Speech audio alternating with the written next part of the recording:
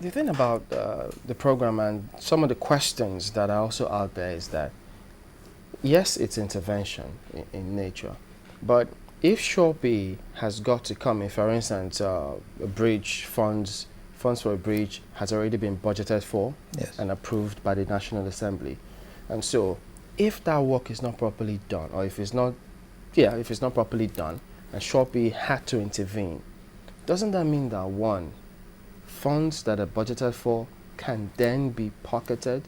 Because if a certain agency thinks that, okay, if I slow down a little bit, Shopee may see needs to come in here. And then it also could mean that agencies are not as functional as they're supposed to be. So to some extent, wouldn't it be tantamount to weakening some of these agencies? Well, if we go back and look at the things that have actually happened in this nation, you could point to several places where projects were started and they just stopped. Yeah. Contractors abandoned sites, went away, and when a contractor has abandoned a project, to remobilize is quite a tedious process. Now, this has had the effect of simply shattering people's confidence.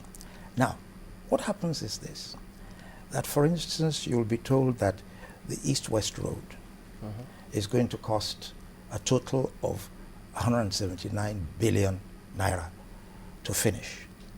How much is there in the government budget for this year? You'll find that it is much less than that. And that's why contracts take so long to get implemented.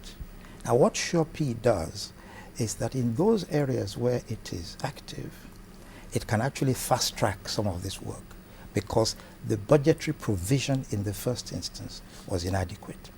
Now, let me take another area, the maternal and childcare health. Now, this is an area in which we all know that the health situation can be vastly improved. So it doesn't matter what is already happening. You can still improve that. So what we're doing in the maternal and childcare health, for instance, let me take one example, the conditional cash transfer to pregnant women. There are many parts of this country where pregnant women don't even go for antenatal attention. They don't go either because it's expensive for them to go, they can't get there, or because they just, it's just not their way. In what we're doing with the PIU and the Ministry of Health, we're actually giving people incentives, giving these pregnant women incentives. If you go to an antenatal clinic to get attended to, you actually get 1,000 naira as a handout. It sounds small, but when you replicate that in thousands of places across the 36 states and the federal territory, you see the effect of it, the cumulative effect. And this, you see, people have to understand that Nigeria is a huge place and the needs are also huge. So you can only, when you do an intervention device like this, you can only touch parts of the problem. Well, I'm happy we're talking about this because it's a year now, isn't it? February last year, yes. That was when we had this program, and just 1 year down the line, and we've seen a whole lot that has been done. But quite frankly, when we talked about the 70 billion naira, which you've expended so far, does that mean that ideally Shopee needs more money? No, it doesn't need more money. The money that has been voted is quite sufficient. The only thing is that the process of getting that money into action can be quite interesting. Because, for instance, we were inaugurated on the 13th of February. The first time that any money hit the account at CBN was the 4th of July. This meant that the first 6 months of the year, we had no money at all to do anything. Now, this meant that the 70 billion or 70 plus billion that we're talking about really was spent over 6 months. And remember, when you're just starting a program, you don't just jump into the place and start spending money. You have to organize yourself, determine what systems you're going to put in place, what procedures will lead to the actual payment of money. Because you see, we went in and said we were going to do this with probity, transparency, and accountability. So to get all of that into place, you have to prepare yourself and prepare the other parties to the endeavor. So really, we did not start paying money out until about the fourth quarter. And to pay money out, you have to pay for what you can identify as having been done.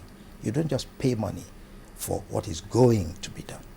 So all of those things made it impossible for us to spend more than about 72 billion in those 6 months of last year. But already in the first 2 months of this year, because we're not waiting for the new budget, we're still rolling over some of the money that we had last year.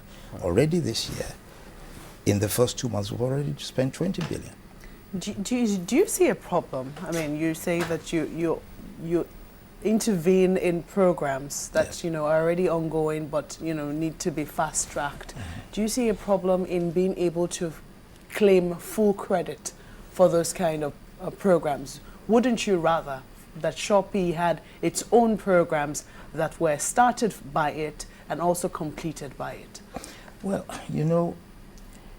it's important, again, for us to understand that this whole thing, there is only one federal government. And the federal government decides what it wants to do this year. In deciding that, it will look at what it has already provided funds and resources to do, and where it needs to supplement those resources. Sorry to interrupt you, sir, yes, but you don't have any input into what is decided by the federal government in terms of what it wants to do? So far, we haven't had, but we now have the undertaking from government that ongoing we will have. That's being part of the budgeting process? Yes, yes. Okay. Ongoing, we will be part of the budgeting process. But up till now, we have not been part of the budgeting process because before we were even appointed, the entire program had been devised and, all the things had been put in place. So yes. Sorry to butt in there. So the program also covers graduate training, employment program, yes, internship, yes, which people... perhaps maybe if you expatiate more on that to make it a little bit clearer for Nigerians, especially those who are actually looking towards getting some of those. Because unemployment is a huge problem. One of the major aspects of the Shopee endeavor is the provision of employment for young people and for graduates. Now, we have a graduate internship scheme. In that graduate internship scheme, the way it works is that we ask unemployed graduates to register with us.